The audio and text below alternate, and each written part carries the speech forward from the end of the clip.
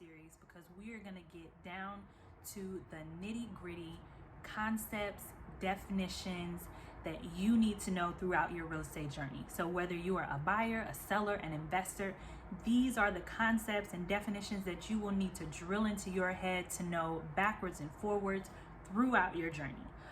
So don't forget to hit the subscribe button because I'm going to keep these videos coming at you. If you have any questions or want to know more about something that I've talked about or that I haven't talked about that you want me to touch on, put those things in the comments, shoot me an email, text me. It's all in the description, my contact information, and let's get started. So today we are going to start off with the first one, and this is going to be about mortgage types. So we'll talk about the characteristics of each of these loans, a few pros and cons. We won't get too deep into those things because one, I am not a mortgage broker or a loan officer, so that is not my expertise, but I can explain to you the basic definitions. Conventional loans. So conventional loans are probably one of the 2 to 3 most common loan types that you've already heard of. They are characterized in a few different ways. So first one that we'll talk about is down payment. Usually the rule of thumb is that conventional loans require a 20% down payment. Now there are some lenders and some programs that allow for down payments as low as 5% for conventional loans, and that really depends on the lender as well as the credit profile of the applicant. But it is possible to get a conventional loan for as low as 5% down payment. Now, typically speaking, the down payment will be around 20%, and if it is 20% or more, then the applicant or borrower will not need PMI, which is private mortgage insurance. Now, if you are putting down less than 20%, then you will have to add that PMI onto the package.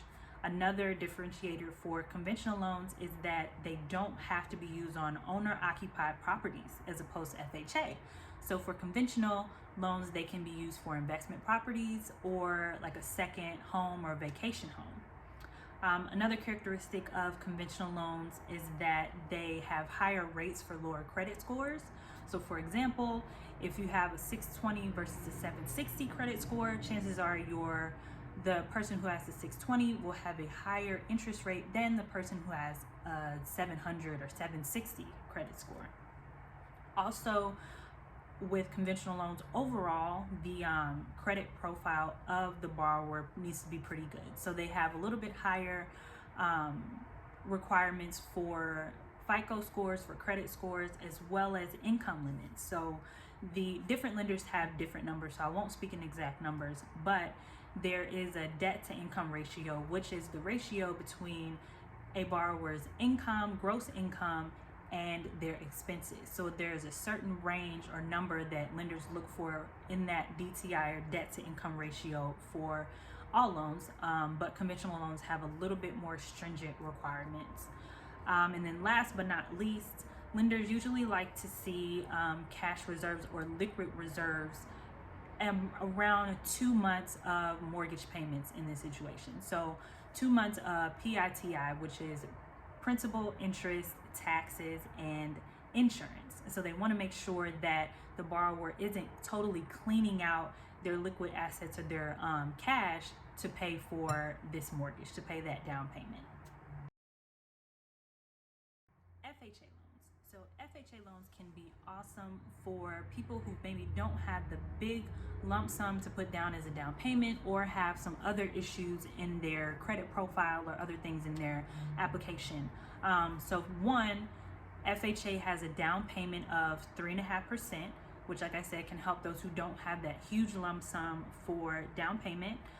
Also, FHA can have better interest rates than conventional loans for low credit borrowers. So sometimes this program is better. If your credit is a little lower, FHA can give you that lower interest rate as opposed to a conventional loan. But talking with your lender, they can weigh those pros and cons with you to see which one is best. FHA has more lenient guidelines around credit scores. So their limits, and this also depends on the lender, but usually FHA will have lower limits for as far as credit score goes, to let more people become homeowners and more people have that option. Also with FHA, they have lower mortgage insurance rates than conventional loans. That is because they have that upfront MIP. Now, that is also one of the drawbacks from FHA. They have this MIP that is there if you put down less than 10% on the loan, and that is not cancelable. There are different loan limits for FHA, and that's going to differ by region. So that'll be something that you'll want to talk to your lender about and your realtor about as well. One other drawback with FHA is that many condos are not approved. So there were some changes in this rule made last year, but typically a building has to be approved for FHA, and there are things that that building, if you're looking at a condo, that building's HOA has to do some different things and meet some different requirements to be approved for FHA. Last year, some of the rules changed, so there can be spot approvals done for a particular condo in a building, but that still is up against some requirements, so that'll be a case-by-case thing. That's something that you'll definitely want to talk to your realtor about to see if you're looking for a condo, if that condo is FHA approved or can be FHA approved. Another big characteristic for FHA loans is that they have to be owner occupied. You have to have this residence that you're buying with an FHA loan as your primary residence. VA loans. So you may or may not have heard of VA loans, but VA loans are reserved for three groups of people: active duty military, reservists, or military veterans. Now there are some rules for the immediate family of military personnel, but talk to your realtor or your lender to see if you can qualify for a VA loan. But VA loans are awesome. They are a great way for our military to get into homes. They have some great perks, and we'll talk about a few of them right now. One, the biggest one in my opinion, is that VA loans have 0% down payment. You can get in a VA loan if you're eligible and have no down payment at all, which is amazing. Also, they have no PMI, so no private mortgage insurance, which we talked about with conventional loans. None of that in VA loans. Also, they have easier credit limits, so there is and they're a little bit easier to get for those people that can qualify for them or that are eligible for them. As far as credit score requirements, interest rates can be a little bit better on VA loans, and sometimes you can have a little bit higher debt to income ratio. All those things depending on your lender, so talk to them about it.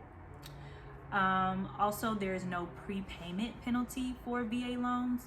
The prepayment penalty is where you pay back the loan early. So usually mortgages are either 15 or 30-year terms, and some mortgage loans will have a prepayment penalty saying that if you pay back that loan before the term is up, then there's a penalty attached to that. And that is usually there because lenders make their money from the interest that is paid. And if you pay that loan back early, you're not paying that interest that you would have paid for the next 10, 20 years. And so sometimes they'll have a prepayment penalty. That is not a thing for VA loans. So some of the downsides of VA loans, similar to FHA, you have to use VA loans for your primary residence. Another downside is that there can be some upfront costs. So there's no down payment, but there can be some upfront costs to getting a VA loan done. Another drawback is that VA loans usually take a little bit longer to close. So in some situations, if it's a competitive market or something like that, sometimes it can be a little bit of a drawback for VA loans, but definitely not a reason not to pursue it. So that is the VA loan. All right, so those are the three most common loan types. We talked about FHA, conventional, and VA loans. Like I said before, if you have any questions or would like to know more about anything that I've talked about in this video or others, let me know in the comments or shoot me a message and I will get that info to you. Keep a lookout for the other videos that I will be doing, again, on the basics of real estate, the things that you need to know going into this transaction or into your journey in real estate. And watch out for the next one. I'll see you next time.